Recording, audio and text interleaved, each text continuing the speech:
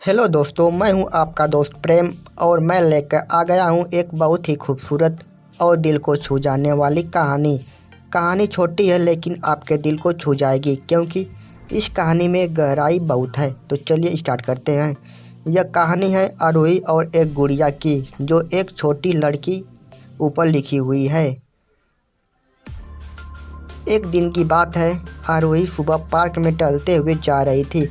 तभी उसे एक रोती हुई बच्ची मिली। आरोही ने उससे रोने का कारण पूछा तो लड़की ने बताया कि वह जिस गुड़िया से खेल रही थी वह इसी पार्क में कहीं खो गई है। आरोही ने उस बच्ची को उसकी गुड़िया ढूंढ लाने का आश्वासन दिया, जिससे वह बच्ची चुप हो गई। आरोही ने यह करके वहाँ से चली गई, पर गुड़िया न तो आरोही को मिली और न ही उस बच्ची को।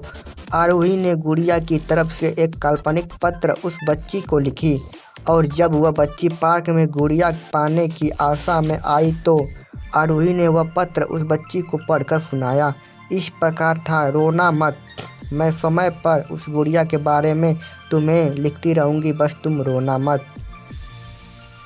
अब आरोही रोज उस खोई हुई गुड़िया की तरफ से काल्पनिक पत्र लिखने लगी और लगभग रोज वह बच्ची पढ़कर सुनती, जो कि यात्रा का काल्पनिक वर्णन हुआ था। आरोही ने इस काल्पनिक लेकिन रोचक वर्णन ने उस बच्ची को रोने नहीं दिया। वह खुशी खुशी अपनी गुड़िया की घुमक्कड़ी के किस्से सुनने लगी और वह खुश रहने लगी। एक दिन जब काफ़ी कहानियाँ हो गई तो आरोही ने एक दूसरे गुड़िया उस बच्ची को लाकर दी। जाहिर है वह गुड़िया बदली हुई थी। उस बच्ची को अपनी खोई हुई पुरानी गुड़िया जैसे लगी। वह आरोही की ओर देखने लगी।